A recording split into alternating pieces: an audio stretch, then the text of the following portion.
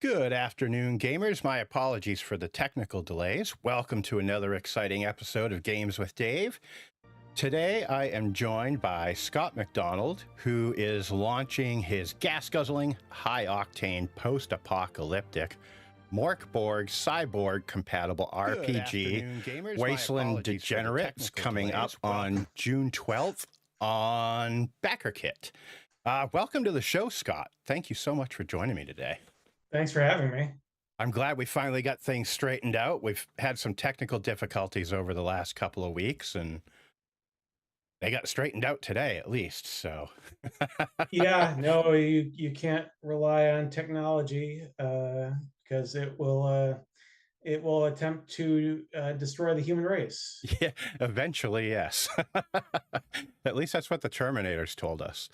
Yeah, So. I learned everything from about AI that I know from Terminator 2. So Wasteland Degenerates. This looks like so much fun. The art from Matthew Mislinski is amazing. Yeah. And it is just so, like, what it evokes from my brain of, like, the wasteland, I can't get over. And I can't wait to see what you've come up with.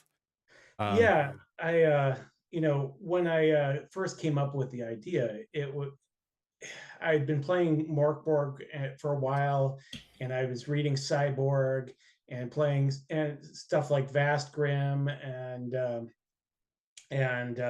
Cthorkborg, which is a funny one. It's Call of Cthulhu Morkborg. But no, I wanted there to be a post-apocalyptic Mad Max version of Morkborg, and nobody had made one yet. And one day this idea just kind of fell out of my head, almost fully formed. And I wrote like a quarter of it in the space of a week. Wow. And I went online because I wanted to have art, because all of the Morkborg style games just have incredible art. And that's like a basis for if you want to be a serious Morkborg, you're going to have art with some attitude. And Yes. The problem was I didn't know any artists that were available for for this project. So I mean, I knew artists, but I didn't want to bother them with my my flight of fancy. So I pestered people I didn't know instead. And I messaged Matthew just to ask what rates were like, in the genre, and like how much I could expect to be spending on art, because I looked at his art and it was far too good. It was far too good art for something like I was doing. He does these gorgeous fantasy portraits of monsters and elves and stern warriors and whatnot. And and so I just wanted to get an idea of pricing. And he's like, wait a second, tell me about your project. And so I'm like, okay, I'll tell you about the project. And I did. And he's like, well, I'd like to work with you, please. And Nice. and I'm like, well, this is too easy and there's got to be a catch. But there doesn't seem to have been a catch. And we're still working together over a year later.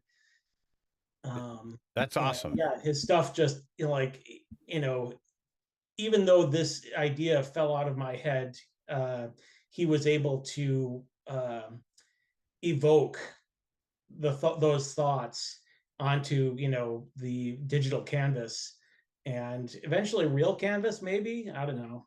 That would be cool. Yeah. That would be really cool. So before we really dig into the meat and potatoes of things, I guess I'd say, what were some of your inspirations behind making Wasteland Degenerates? Well, as I said, I really love the post-apocalyptic genre, and I have since I was a little kid. I started with D&D as everyone does, but like it was mid '80s.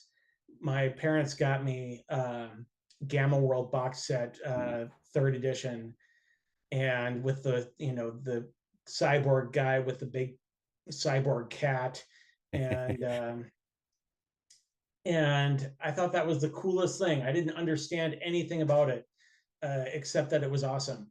And so that was Gamma World was my first inspiration. My second was Car Wars, which is a game I would endlessly create, cool new vehicles in my parents' basement. When I was 10 or 11. And the third major influence was Mad Max, and that road warrior aesthetic that that really kind of the post-apocalyptic. It resonates with us, in times where things in the real world seem like they could go apocalyptic. Yep. Mad Max was a reaction to thermonuclear war, which was extremely possible in the early '80s and late '70s, early '80s, and nowadays, of course, we've got global warming and Russia's a problem again, so we've got insecurities about that Yeah. again and still. So I feel like those three, Car Wars, Gamma World, and Mad Max are my main three inspirations, but they're all held together by my love of the writing of Fallout 2. Nice. The kind of snarky, referential, but not overtly referential. It'll show you a scene from Hitchhiker's Guide to the Galaxy, but it won't say, "Hey, remember this scene from Hitchhiker's Guide to the Galaxy?" So a lot of my jokes are puns or subtle references that when you get them, you're like, "Oh, come on, Scott, what are you doing?" All right. So you brought up Car Wars, which as Yes. a little guy was one that I liked. And another game that I really like that's out there that's post-apocalyptic is Gaslands. Mm. Um, but my reason for bringing up both is can you tell me how vehicles are going to play into Wasteland Degenerates? Yeah, I can. The character sheet is meant to be on an A5 sheet of paper, and the front of it is your character, and the back of it, has room for your car. Um, and it's you don't need to have a car. Not every character needs to have a car. Not every character will have a car. But one of the character classes, the exiled grease monkey, who I have on your little rotating Yes. picture thing here. They actually start with a vehicle, and with cool mods, that are unique to them. Um, Excuse me. Yeah, so like you could roll on the starter table and have a vehicle. You could have a class that has a vehicle in the intro adventure, which is not going to be in my initial backer kit campaign for reasons. But in the starter adventure, which is going to be in the core book eventually, um, they give you a car at the start of the adventure so that you can drive 100 miles to the destination. And so cars are obviously, important, not necessarily essential to play, but, they're a critical part of a lot of characters' identities. Um, there is a system for fighting with the cars. If you're just in a parking lot and you're and you're leaning on the machine guns to gun down, whatever mutants are in the parking lot. But I also have a entire system for highway combat, that was inspired by Mad Max Fury Road, where the main, player's vehicle is in the center of this grid, or in the center row of this grid, and all the other vehicles, both friendly and opposing, are on this 3x3 grid somewhere. And each turn you roll to see what the enemies do. It's fairly, simple. It's only 4 results. It could be, they pull into your space and ram you, or they stay where they are and everyone with a gun shoots at you, or they sideswipe you. And so all of these, and like as you drive each round, all of the obstacles on the road, move a space back and you roll to see what kind of obstacles are in the new row that gets revealed as you drive down the highway. That sounds really cool. Yeah, I hope so. I tested it out a little bit with Hot Wheels cars and old zombie apocalypse map tiles, but I still am waiting to get the a kind of a real A3 sized map with good highway art from Matthew, and and actually actually see what it looks like when I have the old Hot Wheels cars from the from Target on there. That'll be cool, I bet. So yeah. Well, you just spoke of testing a little bit, and for those that don't know, Scott and I have actually chatted quite a bit over the last month about things, and you had mentioned play testing to me before. What kind of feedback have you gotten from play testing? It's it's been really good.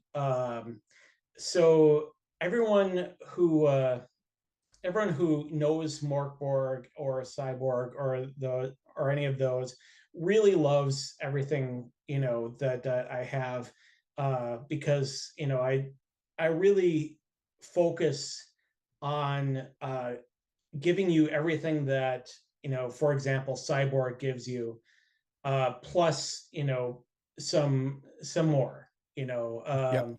whereas Cyborg has apps, where you can use your computer, to send viruses and programs. I've got super science devices and evil artifacts that kind of use the same system that the apps do. So it's everything that you are familiar with and a little bit more, on one hand. People who are not familiar with Morkborg,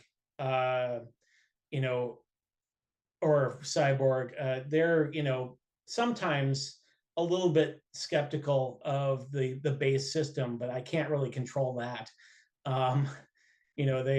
They spray and pray with their machine gun, and they're like, I'm sure I'm out of ammo. I'm like, no, you're not out of ammo until the end of the battle, when you roll a die to see if you finished off that magazine. And they're saying, yeah, but that doesn't make any sense. I was on full auto for 4 rounds of that combat. Why am I not out of ammo? And that's a good question, but they're just very small bullets. I don't know. So yeah, the people who are familiar with the the Borg, in the Borg ecosystem really seem to enjoy it a lot.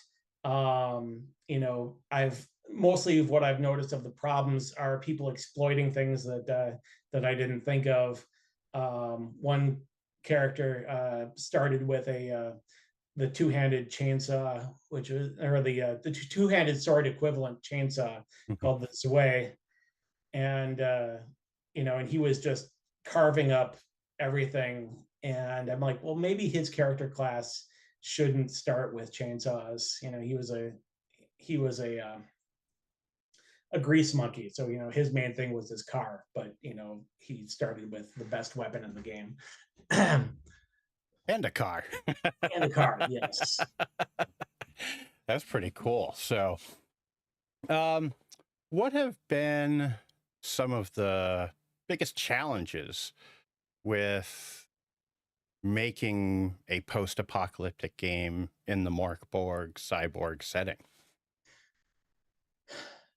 Yeah, I mean, it's actually really easy. I mean, Morkborg and cyborg are by definition apocalyptic, and making them post-apocalyptic is just kind of moving the timeline down a little bit. I Instead of having what Morkborg calls miseries or cyborg calls miserable headlines, I have a series of events that are a little bit more similar to what Pirate Borg does, where they just have a table with events that are mostly chronological, and you just go down the table as you roll a cataclysm or whatever. And to your point, what I did was, in a setting where the end has already happened, and you're just waiting for the final script to be written, so to speak. I have 6 different cataclysms. Each one, has the potential to end the world. And every morning you roll a die. If you roll a 1, you roll a d6 to see which of these 6 cataclysms progresses. And depending on which one hits 6 first, that's how the world has finally ended for the final and last time. So that was the challenge, to make a setting where the world just needs to have the coda done, Right. instead of make everything apocalyptic, make it post-apocalyptic, and closer to the end from a thematic scale, not necessarily from a gameplay scale. Okay.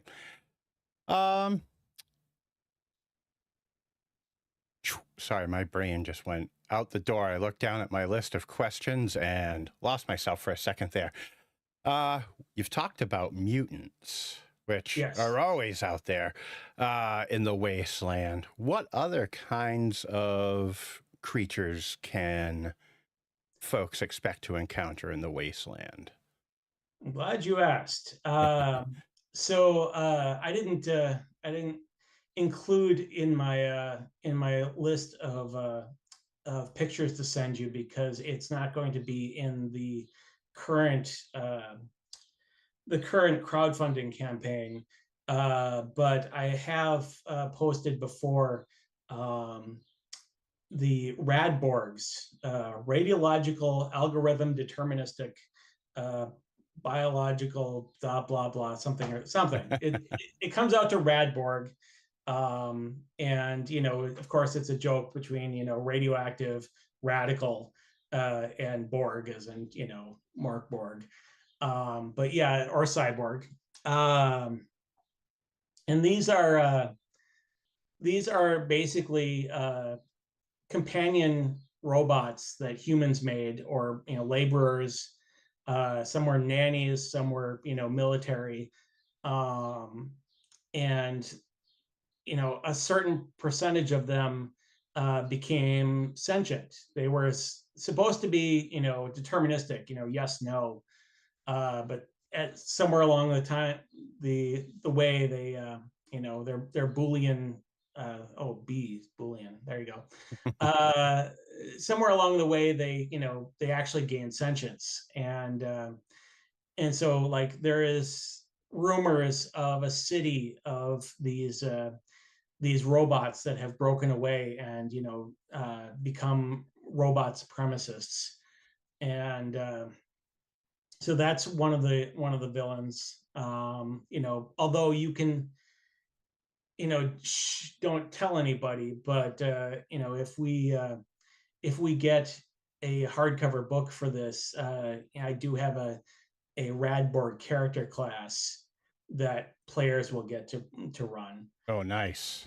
And same with mutants. Actually, there's a genetic outlaw character that will be in the final release of a hardcover book if we ever get to do one. So fund my campaign. You might get to play cool extra characters. But there's also these specific kind of mutants called Skraelings. And Skraelings, it's a Viking word, if I remember, that were often used for the natives of other lands.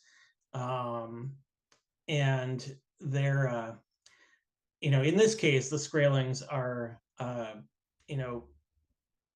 devolved humans that they're feral. They may have a culture or may not, but they're good starter level villains, monsters, that you could just throw into a road encounter. And there are higher level Skraelings called Skray beasts, and here's a situation where dogs and bears and pumas could are more dangerous mutants than humans would be. And then finally, you can get the Skraewaymans. It's like a highwayman and a Skray put together. Nice. And it's basically dozens of these mutants kind of merged together like a Simisi war ghoul from Vampire the Masquerade, walking on hands and legs and having teeth in their hands and horrible maws and limbs everywhere. And these are fast enough to chase your car. So they just centipede down the road, chewing on your vehicle, and you have to drive away or do enough damage fast enough to drive it off. They sound horrifying. Yeah, no, I can't wait until Matthew actually draws one of these up, because it'll be extremely freakish and awesome. It sounds it. Martin is in the chat. What's up, buddy? And he said this game looks sick. And then he also said, who has time to count bullets? It's true. That's the great thing about Cyborg is that at the end of the fight, you check your magazine. Hey, there might still be bullets in there. So, if so, awesome. Oh, I cannot. Yeah, Martin, we're going to have to play this. So, how, like, with we did touch on playtesting a little bit. How do you plan on incorporating both playtesting feedback and community feedback into kind of any updates or expansions that might be coming along? Well, that's a great question. So I actually haven't talked about the new plan for the release yet, because Backer Kit has great metrics, and unless you have a mailing list of 10,000 names on it, you're probably not going to super fund a hardcover book that you still need art for. And I do still need art. I've been paying out of pocket for over a year now. But the good part about that is that doing a smaller 64 page character creation and combat release, to allow people to use their cyborg and Morkborg rules for the game, will allow me to see how it plays essentially in real time, as people run this, and they write to me and they say, hey, this power doesn't work and here's why. I'll be like, oh, that's very interesting, I'm sorry you went through that, let me just scribble that down, and when we finally do the hardcover, it will be miraculously fixed. So yes, the trick will be getting, I do not think I'm perfect. I've had editors look at the book and be say, hey Scott, this doesn't make any sense. The survivalist characters abilities are all based on having a home base, but all of the inciting incidents for that character involve their home base being destroyed. So I'm like, oh, you're right, I should probably make that consistent. So any advice that people have, I will definitely consider, and I may overrule something if I think that it'll be fine in the long run, but I definitely plan on listening to how people's gameplay factors in. Cool. That is very awesome. Let's It will not be, Mike, so far as I know. That Mike, is correct. Okay, I wasn't sure if you could see the chat or not. Yep, so I kind of saw it in the corner of my eye. I love Mutant Crawl Classics. It's a great game, but it is this is a Morkborg cyborg style game.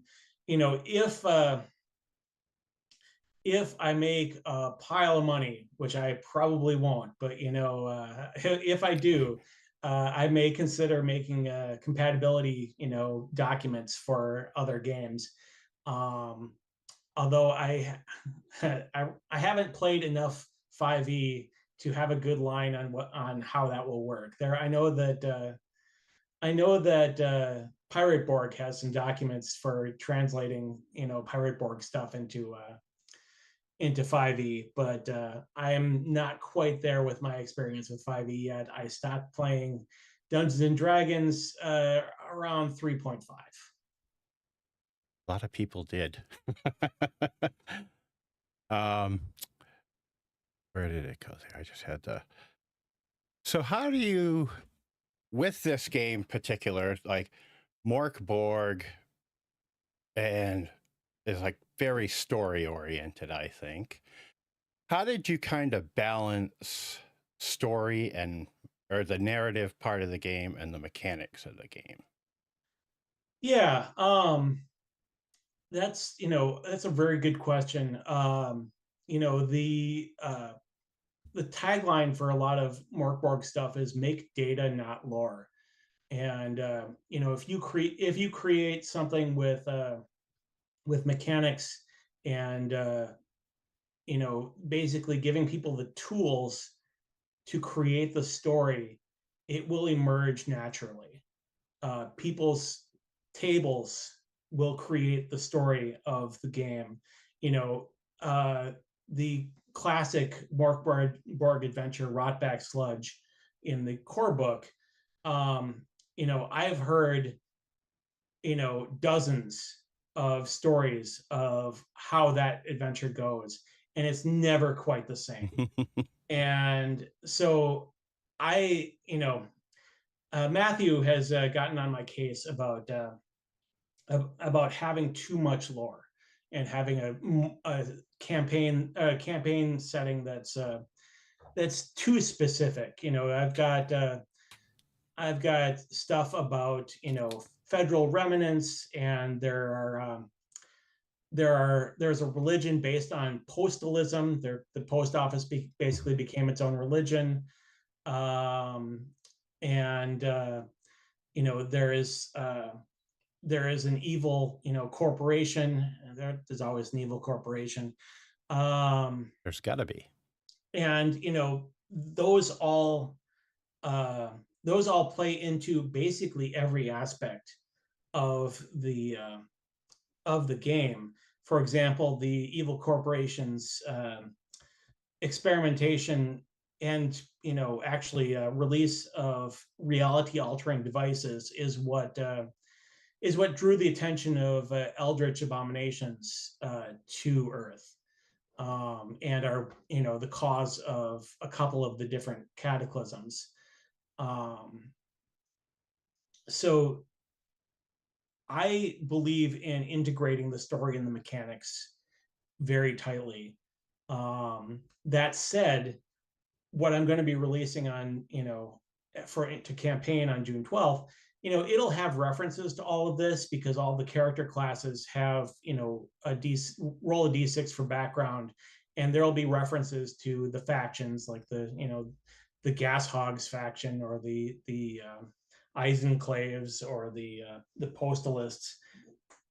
But it's not so, it won't be so drastic that you can't just integrate it into any sort of post-apocalypse setting that you actually are currently running.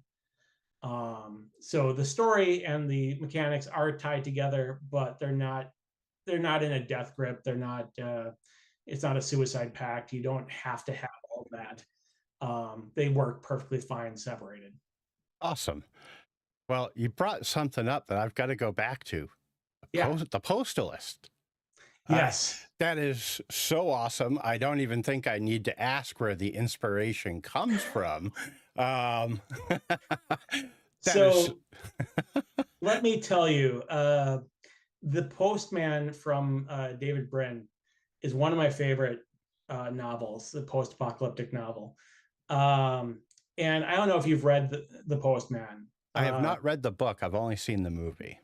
The movie is garbage, hot garbage if you've read the book, because the book has genetically altered super soldiers. It has an AI faction that is bringing technology back to the wasteland, and it has a theme that the symbols of the past will not save you from the future.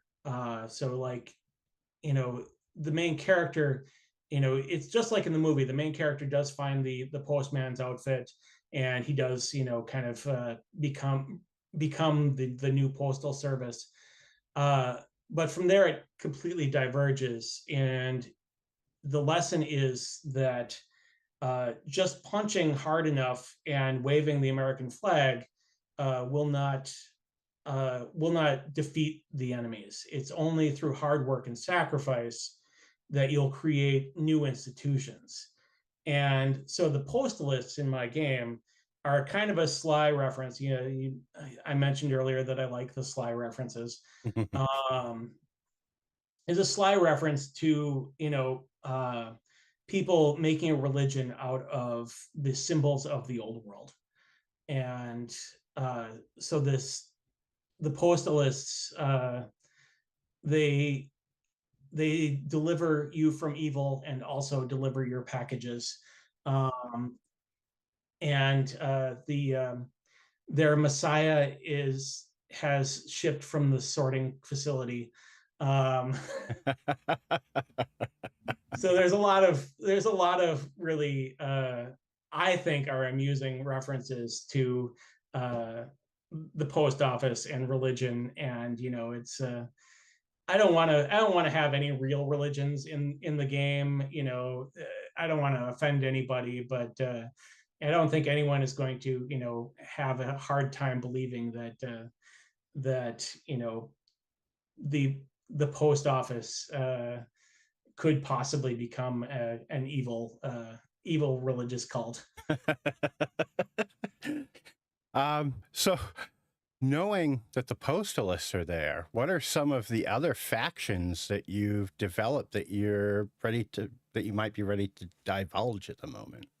Sure. The first and foremost faction that I like is the Federal Remnant, and they are, they are basically the military with guns and tanks and all that.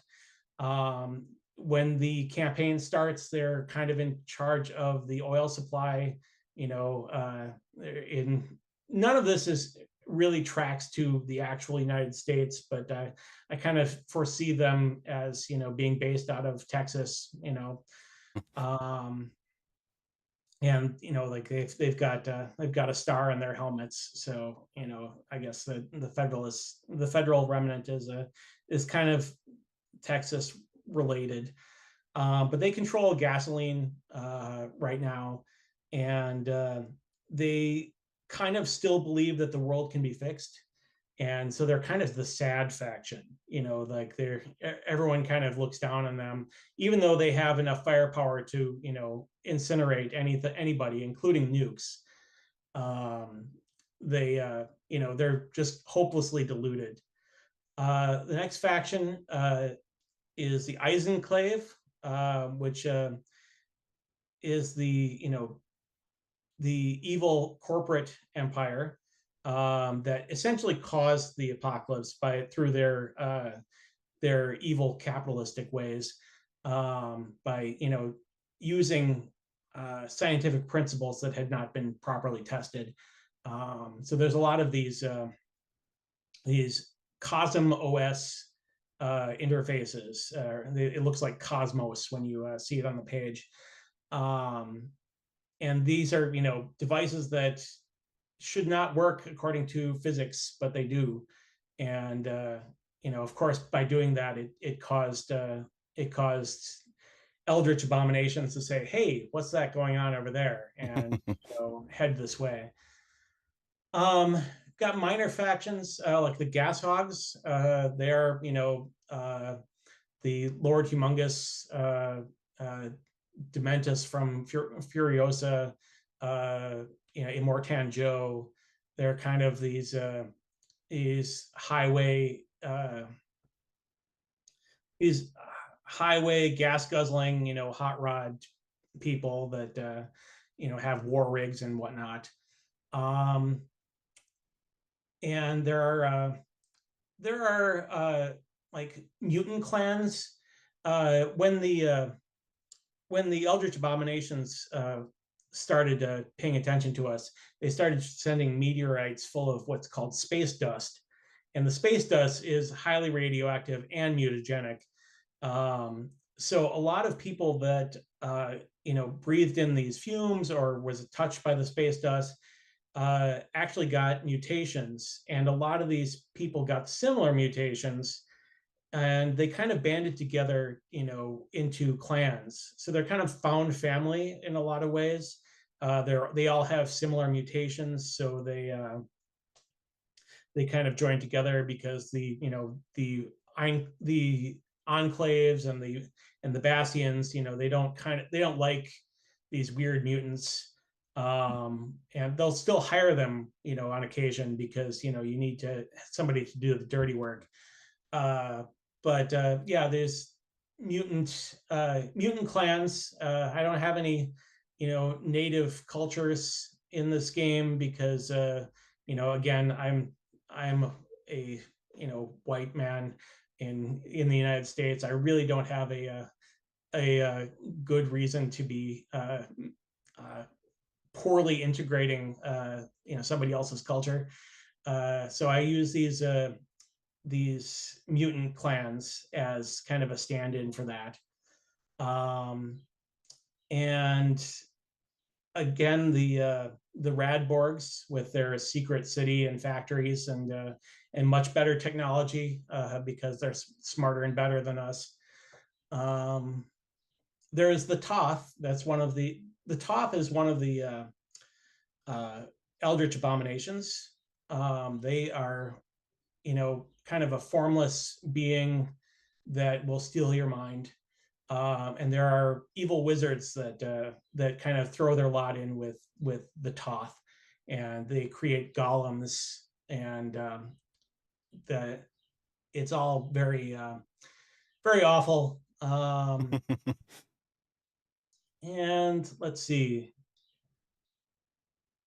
there was one more. Oh yes, yes. The Red Forest. It's not a faction per se, but there's a giant rift in the middle of the country that that red light comes out of, and and around this rift, a red forest arose, and 1 foot or cat-sized wasps, ruby-colored wasps, came out of that forest and started making zombies out of people, Oh man. um, and planting their babies inside their bodies, and so there's hordes of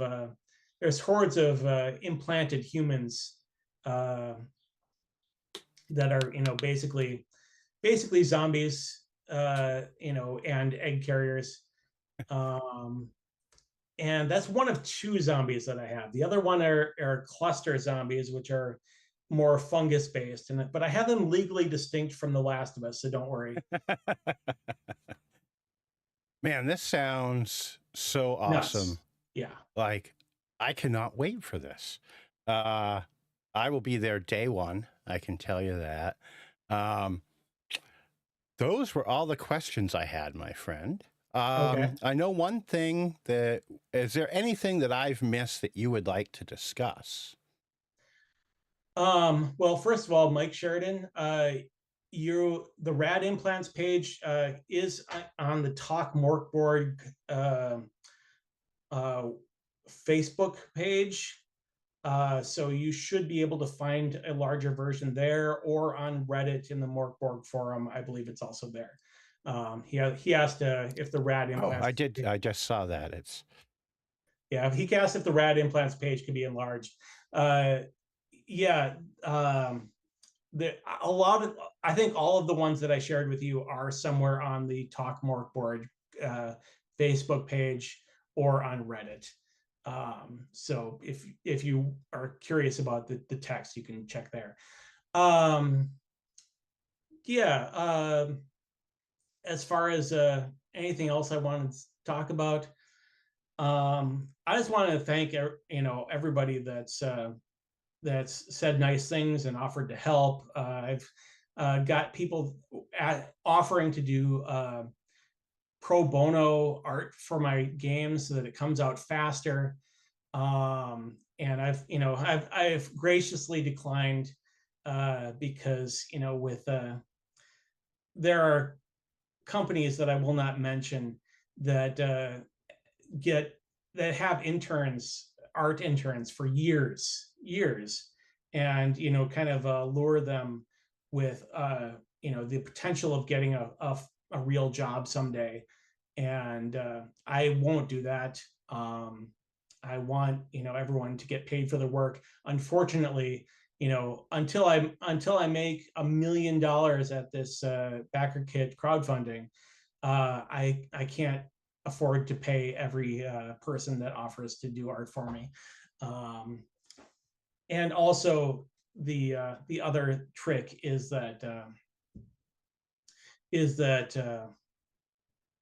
the style of the art needs to stay consistent, in the book, which is why I'm so grateful to Matthew for all the hard work and consistency that he's included in the book. I will say that I do have a bonus for anyone who backs the project in the first 48 hours, and that is a poster that is a homage to the original Gamma World poster from 1978. Nice. And it will give a memorial to James M. Ward, who was the guy who created Gamma World in the first place and passed away this year. So there would be no Wasteland Degenerates without James M. Ward. So I hired a young artist in Minneapolis to make this poster. So I did in fact go to a an outside artist. Matthew knows about it. He's not going to be offended that I just mentioned that. Um, and but yeah, that's going to be great. And Matthew is going to put a little visual dungeon on the other side of this poster, so it'll be awesome in more than one way. This project keeps getting more and more awesome. Well, I'm trying to make the project that I would like. If I were a backer, you know, what would I want included in the project? And I'm doing my best. It's not going to be perfect because until I get more done and get more more available money, I'm not going to be able to do the hardcover that I want to do with all of the definitions of the factions and the cataclysms and the monsters. But people will be able to play out their post-apocalyptic types of characters. And I made sure that all the archetypes were covered in the base 6 character classes. But people can also play no class at all, and just make their characters to however they like. So I'm trying to give everyone the experience that I would want if I were going to buy this project. Well, it sounds like you're on the right track for it, my friend. Thank you, sir. So, one thing, I don't know if I'm sort of prepared for it. I could do it. We had talked about doing our top 5 post-apocalyptic films. Okay. Do you want to go for it, or do you think? I think we should. All right. We should. All right. I will let you start with your number 5. All right. I'm gonna go with a dark horse and say the third Resident Evil movie. Was that Resident Evil Extinction? I think so. What's that? I think so. Yeah.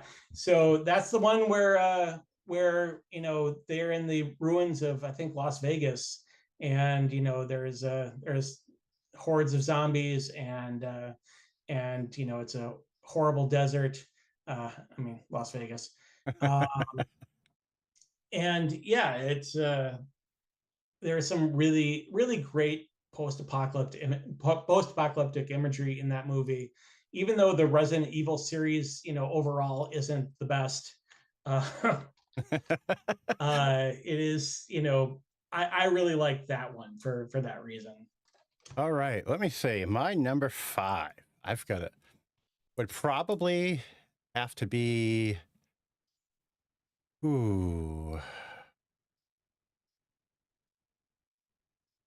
it should probably be a little higher on the list. That's okay. I'm going to say The Road. I'm going to admit that I have not seen The Road. It is I heard it's real depressing. It is. It is very depressing, and it I think it does almost too good of a job of showing what it would really be like, because there are no monsters in the movie except for people. And it shows what a societal breakdown would really be like. And it's like, there are so many scenes in the movie where your insides just sink. Mm-hmm. It's like, the Road is on there though. Okay, that's good. So number 4. I'm going to say Mad Max Beyond Thunderdome. I genuinely love the first half of Beyond Thunderdome. And if it was by itself, it would be higher on the list. But then there's the last half of the movie where there's like a bunch of children and nothing makes sense. And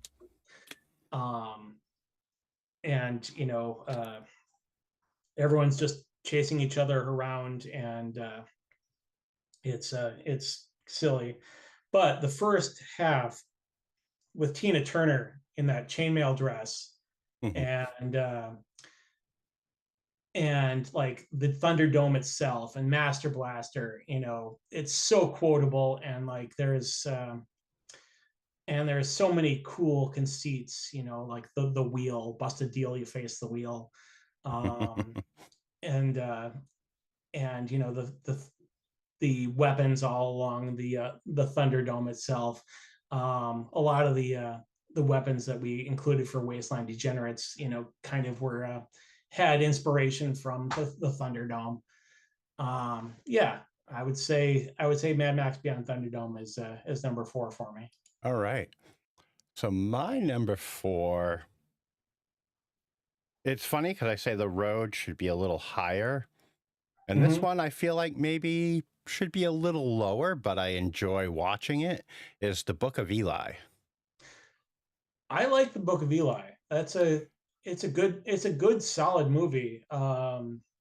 It's got a great story, Yeah. and I think it's the revelation of the movie. I don't want to spoil it for anyone that may have not seen it, that may go and watch it after hearing us both say we like it. But the revelation in that movie of like Denzel's character is Mm-hmm. like, oh my Lord, like, whoa. Did did Yeah. were there clues to this prior to Oh, there are definitely big breadcrumbs laid out, right. but not everybody catches on, and I was one of the dummies that didn't catch on. That's fair. I That think I was that, just like, get out of here they when that. if you're not watching a movie critically, it's easy to, avoid stuff. If you're just, watching it to eat popcorn and have a good time, which is not a bad way to watch a movie. No, and I think for me, every time I've watched it, it's definitely been the popcorn movie because it's got such a great pace to it, that Mm-hmm. it's, yeah, I like that movie so much. So number 3 for Okay. you, sir. Number 3 for me. Um, I'm gonna. I could, actually the rest of the list could be Mad Max stuff, but I'm gonna go with Dawn of the Dead. Ooh, Uh, nice. the you know, I think that the George Romero take on consumerism and capitalism represented by the original Dawn of the Dead um, really resonated with me because the zombies all walk around through the mall, and they don't know why they're doing it, but they do it anyways. And we don't have malls much anymore, but we do, kind of mindlessly ascribe to capitalism. And Morkborg and Cyborg, they kind of have anti-capitalistic streaks to them, but we're still selling them, right? Yeah. you know, So there's definitely some irony to the whole thing, and I think that Dawn of the Dead, on top of just being a terribly badass movie, yeah, has great stuff to talk about as well. it does. And Martin, you are right. The Book of Eli soundtrack is great. Um, Boy, number 3 for me, I'm going to have to say Omega Man. Okay, going Um, real old school. yeah. I've always been a fan of the Richard Matheson story, and I Am Legend. Like, because I read it, there was the book that was in that I'm losing the name of the title of the book that short story was in. But I read that, and it scared the crap out of me. Just that Hmm. the premise of the story, and I feel like still to this day, even after the Will Smith I Am Legend, Omega Man captured that feeling better, rather than just be a well. a movie about little beasties living in the dark is what I felt like. Will Smith's was more geared towards just the action, kind of telling the story, where Omega Man was, I don't know, but I love Omega Man. Okay. Next one for me, is this number 3 or Yeah, 2? 2. 2. Okay. Zardoz. Just kidding. Um, I think that I'm going to have to go back to Mad Max and the Road Warrior, because it is the kind of the archetype of um, post-apocalyptic feeling that I'm trying to evoke with Wasteland Degenerates. It's not the best example, but it is kind of the first example. Yep. The leather jacket, the dog, the cool interceptor car, all of that, originated in the Road Warrior. Mad Max, the first movie, you just saw kind of hints of what the post-apocalypse would become. But in the Road Warrior, it's full on. Everyone's killing each other for a drop of gas, and you've got the Lord Humongous, and Yes. the very cool wasteland guys. One guy has a crossbow. They they really focus the lens on the kind of aesthetic that would worm its way into my head, like like all of the other references, Car Wars and Gamma World and Fallout. They gave me the what of what I'm trying to do, but the how I think comes from the Road Warrior. Nice. Solid pick. Yep.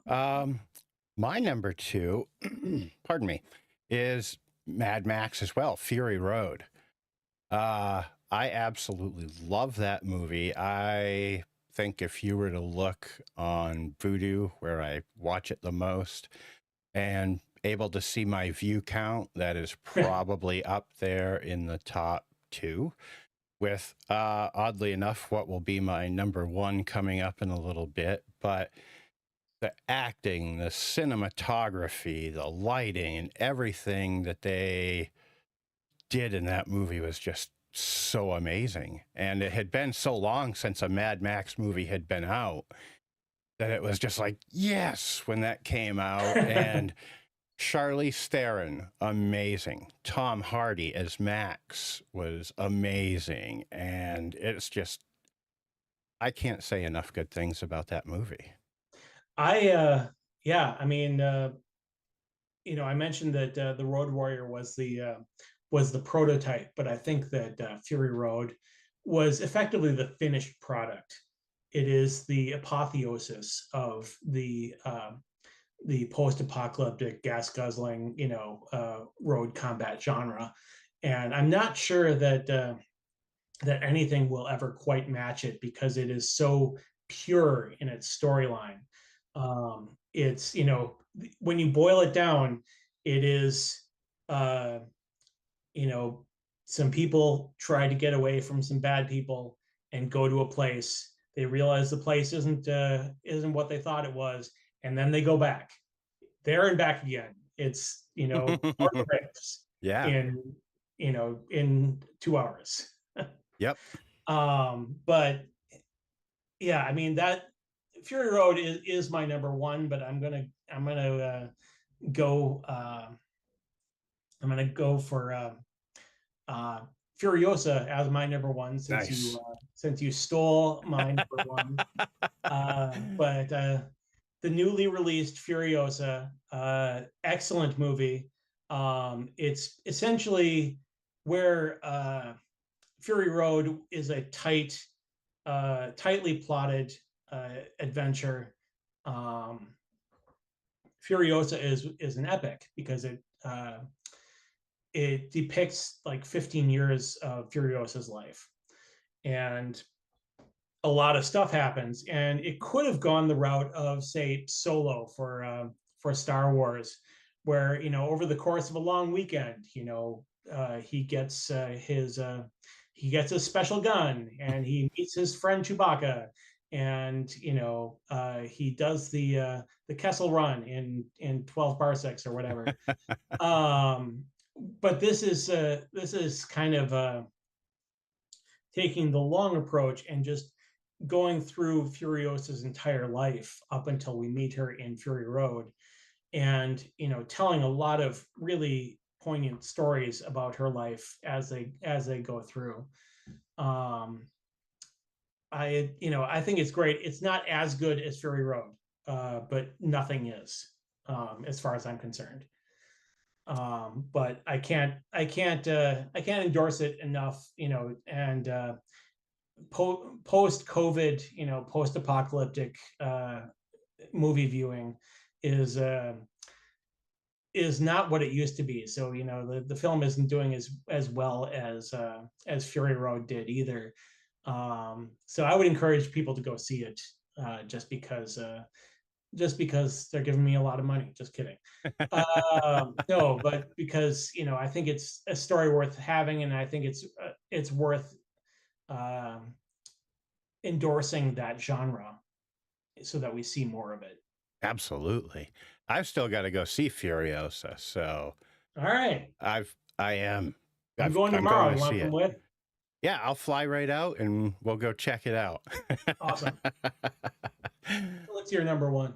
My number one is the movie that started my favorite post-apocalyptic genre, Night of the Living Dead. Nice. That movie, to me, that would be the one I would have to say would probably be number one most watched. And it, for its what they went through to get it made, and the stories that I've heard about, like the writer John Russo setting himself on fire without an asbestos suit to have the scene of someone burning, and crazy stuff like that, and the social commentary from the movie, and just so many things. And the fact that it started the zombie genre, or at least the flesh-eating, brain-eating type zombie genre. Yeah, that's number one for me, because that's the granddaddy of the zombie movies, is we know them today, I would say. Yeah, that's a great choice. And they did such important work with that, especially casting a Black actor as the lead. That really was not done very much at that time period, so it was revolutionary in a few different ways. Yeah, I love Night of the Living Dead. They're coming to get you, Barbara. Yeah, one of the most quoted lines out there. Right. All right, so that is our top 5. Nice. Well, thank you. Thank you. And yeah, those were all my questions. I hope you had fun on the show. I did. Thank you very much. I'm so glad, because I had a blast to finally get to talk to you after all of our chats. And Mike and Martin, thank you so much for tuning in, and everybody else for tuning in. Matthew, I hope you watched. I love your art. It is amazing. And yeah, folks, other than that, did you have any parting words you wanted to impart upon anyone, or? No, except for, please check out my backer kit campaign for Wasteland Degenerates jumper cable edition. It's starting on June 12th. And I will make sure that the link is in the description of the video. All right, after we get done. I think it's already in there, but I will make sure it is if not. And folks, thanks for watching, and have a great day. Oh, and later tonight, make sure you tune in for the last episode of Crime Fighting Luchadors, right back here at 8 o'clock. We're going to be taking on Lord knows what, and let's see if Muscle City can survive the night.